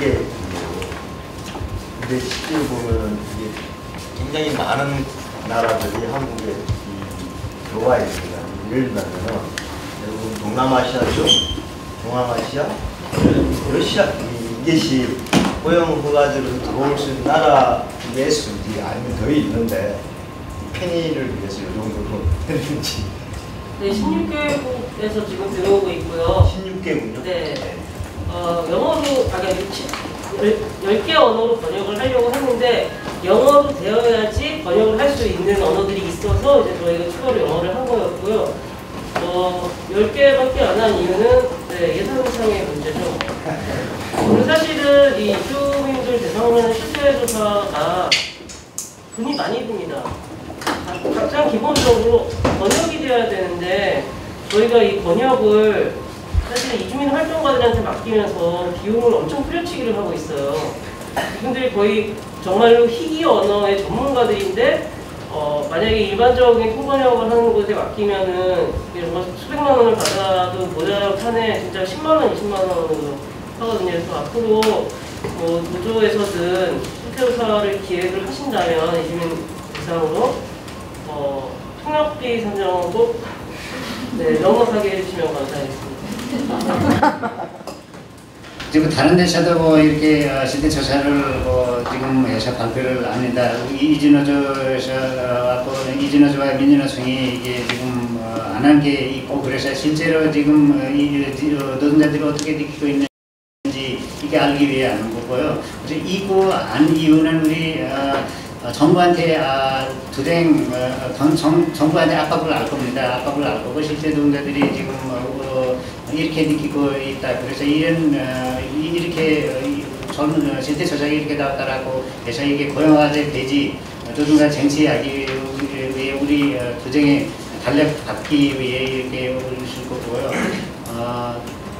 지금 정부가 아까도 제가 얘기했지만 월급을 많이 하고 거짓말을 많이 하고 있습니다. 실제로 이런 거짓말을 하는 거는 진짜 거짓말은 진짜 사실로 변한다라는 것이 이런 실태조사에 오늘 보여주고 있기 때문에 이런 정부한테도 이런 얘기를 우리가 실태조사 결과 정부한테 보여줄 계획입니다.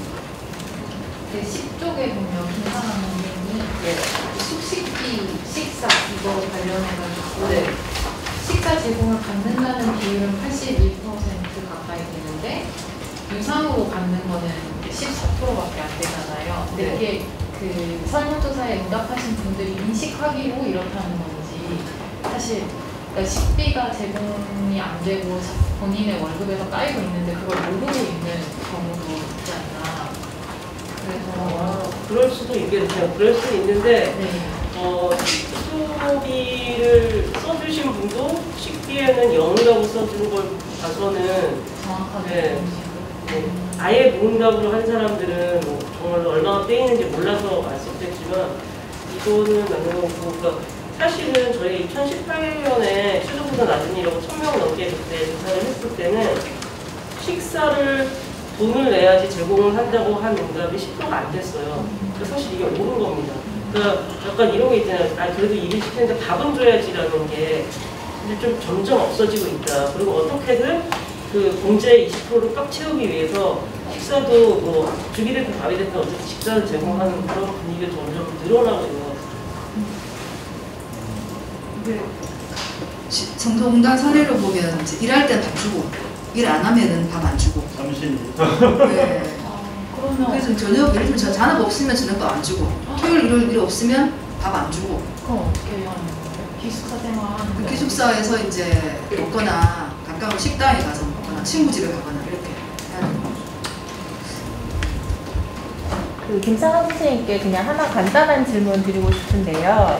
이게 조사 기간이 5월하고 6월에 걸쳐서 이루어졌는데 이 응답하신 분들이 현재 지금 그러니까 일을 하고 계신지, 일을 쉬거나 코로나로 인해서 휴업이라든가 이런 것들에 대한 것들이 반영이 됐는지 안 됐는지가 조금 궁금하고요. 그다음에 2018년 아까 그 김희정 위원장님 글에서도 나오는데 코로나로 인해서 노동시간하고 급여가 낮은 것이 반영이 된 것 같다라고 말씀하셨는데 18년 조사하고 비교했을 때 어느 정도 차이가 있는지가 조금 궁금하고요. 저는 사실 이 고용허가제라고 하는 게 16년째 되고는 있지만 이게 모든 어떤 뭐 다들 공감하고 계시겠지만 이주노동자들의 권리 보호와는 관련이 없이, 그러니까 제도 자체가 꽤 괜찮은 제도니까 이것을 끌고 나가야 한다라고 하는 정부의 입장이 반영되어서, 그러니까 눈앞에 보이는 권리의 문제라기보다는 제도 운용 차원의 포커스가 맞춘 상태로 계속 안 좋은 쪽으로 진화하고 있는 거는 같거든요. 그렇기 때문에 이제는 그러니까 10년 전에도 20년 전에도 노동허가제를 이야기를 했었는데 지금의 이 조사 결과를 가지고 노동허가제를 주장할 수 있는 근거가 있다면 선생님 그 인터뷰 자료라든가 아니면 조사 결과를 통해서 어떤 부분을 조금 더 강조하고 싶으신지 들어보고 싶습니다. 질문이 많아요. 질문이 많아요. 지금까지 찾고 있었어요. 일단 코로나 관련해서는 본인들이 직접 이제 코로나 때문에 쉬고 있어요 이런 말들을 쓰신 분들이 있었고, 그래서 저희가 655명 중에 일하는 시간, 휴일, 임금을 다 쓴 사람이 600명밖에 없었어요. 근데 나머지가 그냥 농담인 사람들도 있지만 실제로 옆에다가 지금 쉬고 있다, 지금 돈은 안 받고 쉬고 있다, 아니면 지금 일이 없어서 사업장 변경 중이다 이런 분들이 있었거든요. 그런 분들이 이제 농담으로 빠지게 됐고, 근데 이제 유급 휴무인 경우, 근데 사실은 그러니까 이게 휴업을 해도 70%의 임금을 주게 돼 있는데 사실은 그렇게까지 주지 않고 보통은 뭐 한 50% 이하를 주는 것 같은데 그렇게 받고 있는 분들을 썼어요. 50만 원, 최저 지금 월 임금이 50만 원인 분이 있었거든요. 근데 이제 보면은 코로나19 일이 없어서 일을 많이 하지 않는다. 그러니까 일주일에 40시간 되지 않게 일을 하고 뭐 임금도 한 50만 원, 100만 원 이렇게 받고 거기에서 이제 기숙사비는 또 기숙사비대로 내고 이런 분들이 있어서 뭐 100% 반영됐다고는 하기 어렵겠지만 조금 반영이 된 것 같습니다. 그리고 저희가 2018년에 했던 최저보다 낮은 조사보다는 임금이 한 몇만 원 높게 나왔어요. 그리고 노동시간은 주 노동시간을 한 1시간 정도 줄었어요. 그래서 노동시간이 줄고 있는 거는 있는 것 같고요. 그러니까 지금 어쨌든 근로기준법 바뀌면서 이제 예전에는 68시간까지 갈 수 있었던 거를 52시간으로 줄였잖아요. 그래서 사실은 여전히 68시간 일을 하는 사람들도 있는데 그래도 예전보다는 그게 훨씬 줄어드는 것 같고, 사실에서 52시간 혹은 52시간을 안팎으로 하는 이 제조업에서는 이제 많이 높아졌다.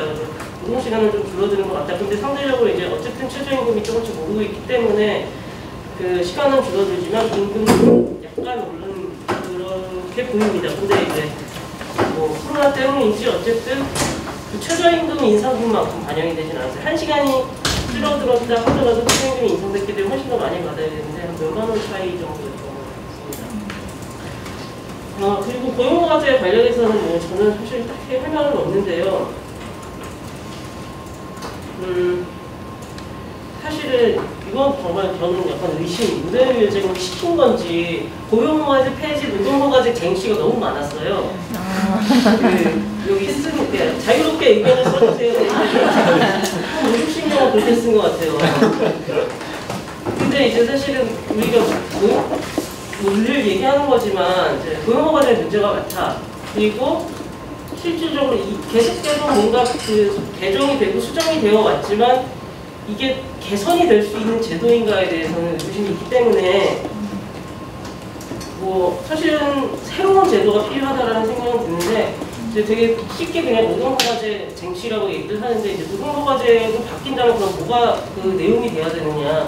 그냥 단지 자유롭게 사업장을 변경하는 거면 되는 거냐? 근데 사실은 지금 약간 그런 형태로 가고 있는 분포들이거든요. 그러니까 특례 고용이라고 해서 고용허가제 밑에 있지만 어쨌든 비자도 H2라는 비자를 갖고 있고 그리고 고용이 정해진 상태로 들어오는 게 아니라 들어와서 본인들이 알아서 구직 활동을 해서 취직을 하고 있는데 사실은 고용 측면에서는 훨씬 더 불안하거든요. 분포들이. 그리고 이번에 코로나 때문에 타격을 더 크게 받은 것도 공포 집단이었고 그리고 어쨌든 이주 노동자들은 지금 3년 계약을 하고 온 건데 이분들은 그런 게 없기 때문에 고용 안정이라는 측면에서 훨씬 더 불안해요. 그래서 좀 더 만약에 이 고용허가제가 문제 있어서 새로운 제도로 가야 된다고 하면 그 이름이 뭐가 됐던 좀 구체적인 안들이 나와야 될 것 같고 맨날 실제로 사고 문제가 있다고 해서 고용허가제 폐지, 노동과 쟁취라고 하고 마무리되는 거는 좀 이제는 저는 그만했으면 좋겠다라는 생각이 듭니다. 그래서 사실은 실제로서 저는 제 뒤에 두 분 얘기도 듣고 싶은데 뭐 이번 실제조사의 뭐 번역부터 해서 실제 조사 직접 해주시기도 했지만 지금 이것뿐만 아니라 지금 단체들에서 이중 활동가들이 엄청난 설문조사와 실제조사에 시달리고 있어요. 본업보다 더 많이 여기 하는데 사실은 그 당사자분들도 그러니까 활동가들도 지치겠지만 저는 이거를 채워주는 이중 노동자들도 굉장히 지칠 거라는 생각이 들거든요. 설문지는 엄청 길고 맨날 모든 설문지가 똑같은 걸 물어보고 왜 갑자기 내 나이를 물어보나 시작해서 이제 얼굴 까발리라고 하고 사실은 그렇게 그런 것들을 쓰는 것이 유쾌한 조사는 아니라고 생각해요. 근데 내가 했으면 뭐가 바뀌어야 되는데 사실 그렇지 않잖아요. 저는 이 부분은 좀 우리가 다 반성해야 될 부분이라고 생각하는데 정말 이 조사들이 1년에 평균적으로 한 4-5개 정도의 설문조사에 응답을 해줄 겁니다. 근데 뭐가 바뀌었느냐 라고 하면은 여기 다 책임져야 될 부분이 앉아있는 실제로는 제가 상담도 오랫동안 해온 사람 입장에서는 그 실제로 이주 노동자들이 겪고 있는 문제를 이 조사하기 전부터는 다 알고 있는 거예요. 그래서 문제는 제가 미얀마 상담하고 있어요. 미얀마 사람들이 이주 노동자 입장에서는 한국에 오기 전에 미얀마에서 자기들이 알고 있는 기준이 있어요. 미얀마 노동 환경에서. 그래서 한국에 와서 한국에서 문제가 있지만 그렇게 비교적으로 몇 년 동안 이렇게 생활을 하기 때문에 이거는 문제라고 저희가 얘기하기에 쉽게 이해하지 않은 경우도 있어요. 사실은 그 노동조합에 가입하면 이런 효과들이 있다라고 설명하더라도 한편으로 걱정이 좀 있는 분들이 더 많아요. 출국할 때 여권에 정치 활동 하는 사람들은 이렇게 입국 금지하는 도장이 있어요. 이거 번호로는 32인가요? C32 이렇게 제가 번호는 정확하게 몰라요. 그리고 도장을 찍으면 이 사람이 나중에 한국에 이주 노동자로 다시 못 들어오게 돼요. 그래서 그런 것들을 정부에서도 협박처럼 이렇게 갖자 실제로 이렇게 하는지는 정확하게 모르지만 이런 것들이 있기 때문에 노동조합에 가입하지 마라. 또 집회나 뭐 어떤 행사에 참석하지 마라라는 것들은 나라에서도 이렇게 교육을 시켜요. 그러면 그런 이주 노동자들이 저희가 함께 활동을 하자고 설명 설득할 때도 이런 부분들도 벽처럼 이렇게 중간에 있습니다. 이거에 대해서 저희가 뭐 이 문제도 어떻게 해결해야 되는지를 한 가지의 문제로 저는 생각합니다. 그리고 저도 공동체 활동을 하면서 미얀마 친구들한테 물어봤는데 무조건 고용허가제에서 노동허가제 왁파미크로 바꾸는 과정까지는 자기들이는 좀 크게 바르지는 않은 거예요. 이거는 너무 힘들다라고 생각하는 거죠. 그 부분 안에서 한국에서는 왜 이렇게 크게 바꾸려고 막 애를 쓰고 있냐.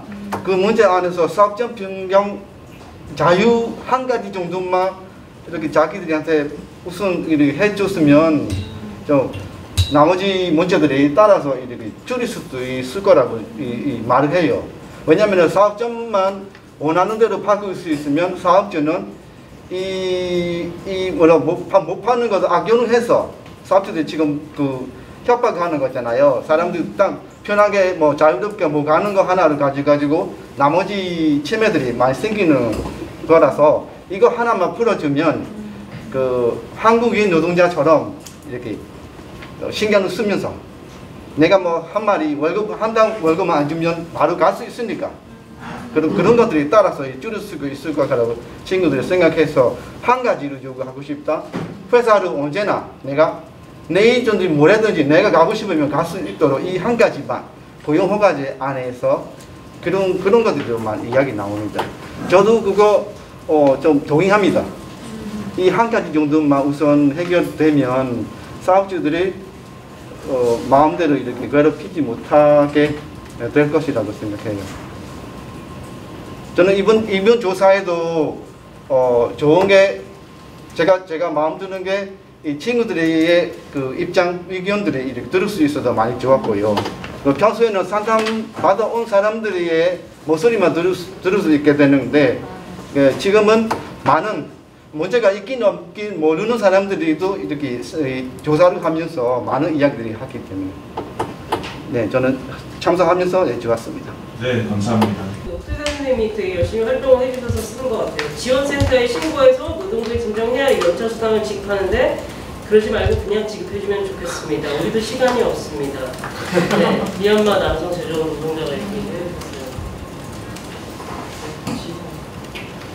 지금 센터에서 상담하면서 그리고 저희 2018년에도 김사강 임보원님하고 같이 이제 이주 노동자 이제 근로조건하고 기숙사에 관련된 이제 설문조사하고 이제 발표한 적이 있었는데, 네, 사실은 2018년쯤에도 그 이주 노동자의 기숙사 문제는 굉장히 좀 심각했었고요. 이번에 조사하면서도 받았던 느낌이 뭐냐면 코로나 때문에 휴업하는 그 회사가 되게 많았는데, 근데 원래 그 이주 노동자 수식비 지침상으로는 이제 급여에 비례를 해서 받고 있는데, 근데 요즘 휴업하고 있는데 무급 휴무 동의서에다가 쓰고 근데 수식비 같은 거는 그대로 내고 있는 거예요, 이주 노동자들은. 그래서 그런 부분에 대해 이제 노동부에서 제대로 이 지침을 이제 실행하고 있는 기준이 조금 더 점검을 해야 되지 않을까 생각하고요. 부산 지역에 그런 건 많이 없지만 이제 다른 이제 그 농업 이주 노동자들은 사실은 이제 비닐하우스 안에 살면서 그 많은 기숙사비를 내고 있다는 그 자체가 이제 조금 더 중점 두고 그것부터 좀 고쳐야 된다고 생각하고 있습니다. 3년 계약이 고용 안정에 도움이 된다는 부분도 약간 이견이 있습니다. 노동자들이 그러면 실직보험 해고됐을 때 고용보험 혜택을 받느냐 그 부분 따져야 되기 때문에 3년 계약이 고용 안정에 기여한다고 보지는 않고요. 산업연수제도를 폐지하라는 요구가 있었을 때는 시민단체와 정부 이주노동자하고 기업이 이렇게 갈등 구조였죠. 기업이 혼자고 시민단체와 정부, 노동부나 이주노동자가 한편 모았어요. 근데 지금 고용과제 폐지 관련 이 국면에서는 정부와 기업이 짬짬이 먹고 시민단체와 이주노동자가 갈등 구조죠. 그런 면에서 고용과제 폐지는 산업연수제 폐지 운동보다 더 힘든 수밖에 없는 구조고요. 그 고용과제 계속 유지되는 데는 일정 부분 부처 이기주의가 있다고 봅니다. 어떤 부분이냐 하면 노동부 산하에 산업인력공단이 있죠. 이 사람들이 항고시험을 주관합니다. 항고시험에 16개국에서 굉장히 많은 사람들이 응시를 하죠. 그 응시료 수익이 짭짤할 겁니다.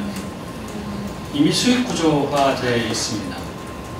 부처의 부서도 좀 늘리고 현금이 들어올 수 있는 구조를 만드는 거죠. 근데 이게 한국 시행이라는 게 얼토당토 않은 겁니다.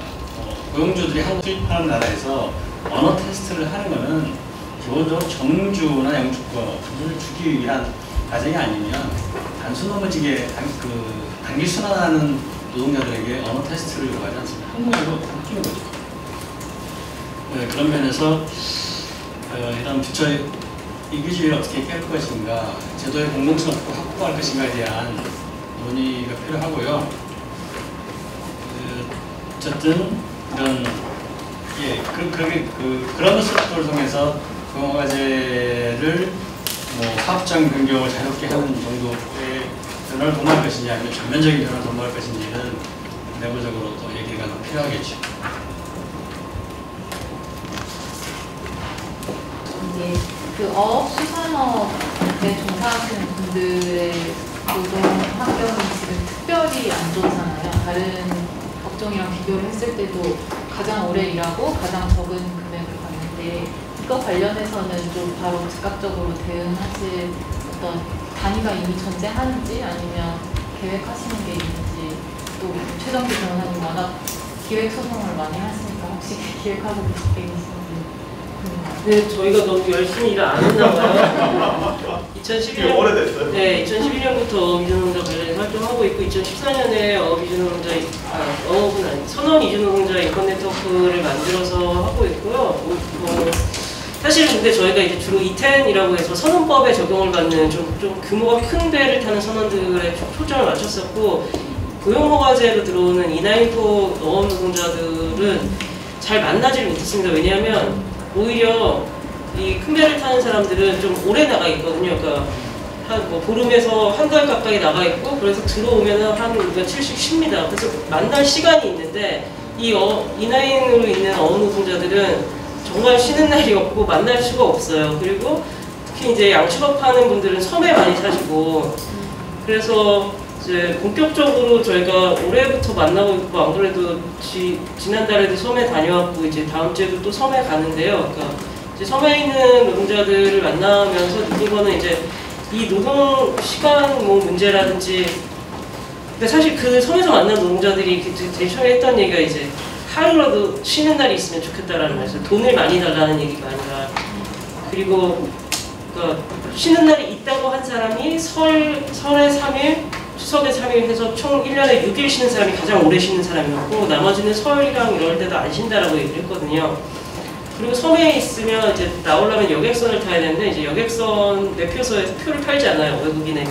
선주한테 전화를 해서 허락을 했는지 확인을 합니다. 그래서 실제로 이제 4년 넘게 일을 했는데 한 번도 그 섬에서 나와본 적이 없다는 노동자들도 있었고, 그래서 굉장히 상황은 심각한 것 같고, 그래서 지금 이제 출소를 하면서 바로바로 노동청이랑 해경이랑 육경이랑 만나고 있는데 좀 많이 답답합니다. 왜냐면 실태조사를 거의 매해 하는데, 매해 하는 이유는 2018년 실태를 조사했더니 이랬더라고 지금 말하면 그때 그랬지 지금은 다 끝났다고 얘기를 합니다. 옛날 얘기 하지 말라고 그래요. 그렇기 때문에 정말 돈 들여서 매해 실태조사를 하는데, 실태조사를 하고 딱 만나서 자, 어제 우리가 섬에 갔다 왔는데 사람들이 이렇더라고 얘기를 하면은 걔네들 말 다 믿지 말라라고 얘기를 하거든요.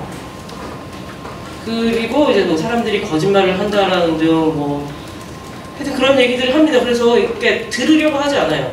그래서 그게 가장 큰 문제입니다. 우리는 뭔가 이렇게 슈트아웃을 해가지고 이런 기가 막힌 결과가 나와서 딱 내놓으면 노동부에서 이런 일이 우리가 큰 잘못을 했구나라고 할 거라고 생각하는데 전혀 그렇지 않고, 왜냐하면 자기가 책임져야 될 문제이기 때문에 더 그런 것 같습니다. 그래서 계속 아니라고 하고 변명을 하고 그 선주들을 막 두둔을 하고 그럴 리가 없다, 그 사람이 그럴 사람이 아니다, 이제 얘네들을 믿지 말라, 이런 얘기들이 이제 계속 이제 반복해서 나오는 얘기들이에요. 그래서 대응은 하고 있지만 쉽지는 않다. 농업이랑 어업이 정말 특히 더 어려운 게 한국인 노동자들이 적다 보니 제조업만 해도 이제 그 사업장에 일하는 한국인 노동자들이 동료 노동자들이 있고, 또 그 제조업 그 사업주들은 어쨌든 회사를 어떻게 운영해야 되는지에 대한 기본적인 뭐 생각 같은 건 있는데 농업업은 그런 게 없습니다. 그래서 그냥 외국인들만 있기 때문에 막 해도 되고 법도 뭐 지킬 필요도 없고 게다가 근로기준법 63조라는 아름다운 조항도 있고 하기 때문에 정말 무서워 부리고 그리고 고용노동부는 신경 안 쓰고 그런 상황입니다. 그러니까 고립되어 있으면서 그런 상황에 처해 있어서 굉장히 안타까운데 할 수 있는 일이 많지 않은 것 같기도 하고 다음 주 섬에 가실래요? 그 어업노동자 중에 선원 노동자들은요 관할 부서가 이원화되어 있습니다. 20톤 이상은 해양수산부하고 2톤 미만은 노동청이 합니다. 그리고 이 어느 지역이든지 선주들은요 지역 유지입니다. 경찰서장이든 노동청 뭐 이런 사람들 다 휘어잡을 정도 영향력을 행사할 만큼의 사람들이기 때문에 지역에서 아까 말했던 그럴싸한 이런 말들이 당연히 통합니다. 그런 문제가 있고 이분들이 그 선주들이 임금 체불을 했을 때에 해결할 수 있는 방법이 선박 감수 조치라는 게 있습니다. 감수 조치 뭐냐면 선박을 압류하는 거예요. 문제는 감수 조치를 아무나 할 수 있는 게 아니라 위탁을 주죠, 그죠? 법률구조공단이 이런 위탁을 주는데 이 위탁 기간이 설정되어 있지 않은 지역들이 많습니다. 예산 문제로. 그러니까 현재 동해 쪽에는 선박 감수 조치를 위탁받는 공익단체랄까요? 이런 게 없어요. 이주노동자들 임금 체불 뭐 수천만 원 당해도 한 배에 10명이 예를 들어서 몇 년치 급여를 안 주는 거 갈 때 주려고 하다가 파산 지정해 버렸어요. 그러면 해결하려고 하면 선박을 압류해야 되는데 안 되는 거예요. 선박 감수 조치 자체가 안 되는 거예요. 방법이 없습니다. 이런 문제들이 구조적으로 있습니다. 아까 말씀해 주신 것처럼 사실 2014년에 신안군 염전노예 사건이라고 발달장애인분들이 섬에 갇혀서 있었던 것과 지금 섬에나 그런 양식장에 갇혀져 있는 거랑 사실 거의 비슷한 상황인 것 같아요. 그때도 발달장애인분들이 어쨌든 선착장에 도망가가지고 가면 표를 안 팔고 다시 염전주한테 연락해서 다시 돌려보내고 사실 그거는 저희가 이제 국가배상 소송까지 해가지고 결국 그 당시 때 경찰관, 노동청 이런 어떤 관리 부실에 대해서 입증을 해서 승소도 하기도 했는데 저는 기본적으로 그냥 사실 사각지대잖아요. 이게 뭐 근로감독관이 그런 데까지의 어떤 정기 감독이나 수시 감독이 미치지 못하는 영역에서의 고용 허가제는 사실상 허가되지 말아야 되는 게 아닌가. 이거를 뭐 어떤 다 이제 유착 관계가 있고 또 그럴 사람이 아니고 이미 그 섬은 그렇게 돌아가고 있는 상황에서 정말 그 어떤 농업이나 어업 관련해서 물론 농업, 어업에도 일손이 많이 필요한데 그런 부분에 있어서의 어떤 지금의 형태의 고용 허가제를 한다는 거는 뭐 이제 몇몇 활동가들의 노력으로 감시망을 갖춘다는 것 자체가 불가능하고 거기 안에서의 어떤 내부의 어떤 건강한 어떤 조직으로 필터링이 안 되는 상황을 알면서도 그냥 고용허가를 찍어내듯이 한다는 거는 우린 모르겠다라는 것밖에 안 돼서 저희가 그때 한번 집회할 때 그런 얘기도 드렸던 것 같은데 사실 그 발달장애인분들이 대부분 직업소개소 휘팔이라고 하는 그 직업소개소를 통해 다 별로 유입이 되는 상황이었거든요. 근데 사실 지금의 이 고용센터가 사실 그 짓을 하고 있는 거죠. 뻔히 아는 거잖아요. 거기 가서 제대로 대우를 하지 못 받는 거를 알고 실태 조사도 있고 그런데도 거기에 그냥 고용허가를 찍어준다는 거는 우린 모르겠다는 건데 그거를 어떤 영리를 위해서 하는 어떤 그 직업소개소가 아니라 국가가 그 역할을 하고 있다는 게 이건 정말 굉장히 충격적인 거고 저는 노동청 경찰서 잘해라 라고 하는 건 그러면 항상 얘기가 나오거든요. 우리 근로감독관 지금 거기 섬에 목포에 지금 이거 뭐 어떻게 이걸 우리가 다 볼 수 있겠냐. 예산이 문제고 인력이 문제다. 경찰도 뭐 해양경찰 있다고 하지만 뭐 우리가 다 어떻게 가하고 방문해가지고 노동력 착취를 당하고 있는지 임금을 당했는지 또 임금은 우리 영역이 아니다. 특사경이 있는데 우리가 이걸 왜 보냐 막 이런 식의 회피를 하고 있는 상황에서라면 고용센터를 압박해서 아예 고용 허가를 내주지 않는 게 유일한 방법이 아닐까. 그거를 쟁취해 내야 되지 않을까. 이천 관련해서도 비닐하우스마다 다 있는데 고용센터에 아시다시피 26만 명의 지금 이주 노동자를 고용 관리하는 그 고용센터 직원은 200명밖에 안 되거든요. 근데 뒤에 농촌이라든지 이런 데는 한국인, 내국인 노동자도 없고 감시가 될 수가 없잖아요. 그런 곳은 좀 극단적일 수 있겠지만 고용 허가 자체를 막을 수밖에 없지 않나. 어떤 감시망으로 그걸 하겠어요? 지구인의 정류장 김희찬 감독님 밤에 이제 오는 페북 메신저를 보고 제가 깜짝 놀랐어요. 이걸 어떻게 살고 있을까? 페북 아침에 일어나면 페북 메신저가 100개가 넘게 왔는데 그거를 어떻게 대응하겠어요? 이건 어떤 활동가의 노력으로 되는 게 아니고 고용센터에 찾아간다 한들 그걸 고용센터가 어떻게 대응을 하겠어요? 못하는 거죠, 못하는 거. 그러면 안 하는 게 맞죠. 그 안 하도록 만들어야 될 거라는 생각이 듭니다. 네. 지금 5시까지 마무리해야 되는데. 네. 그 최저 실지급의 차이가 어떻게 있나요? 마무리도 안 하고. 그거는 끝나고 그러면 마무리하고 여쭤보시는 걸로 하고요. 하는 거. 네. 그 11번에 남성이랑 남성분 차액이 똑같고. 아, 네, 그게 저 틀렸어요. 그래서 그 위에 그 글씨로 쓴 게 맞는 건데요. 남성 여성 차이는 69,000원 들어가기 때문에 실수익이. 꼼꼼하시네요. 네, 오늘 이렇게 이주노동자 고용허가제 노동자에 대한 실제조사 결과 발표 및 토론회 진행을 했고요. 이 자리에서는 사실 말씀 없는 걸로 하고 이후에 더 말씀하실 내용은 식사 자리로 옮겨서 하도록 하는 걸로 하겠습니다.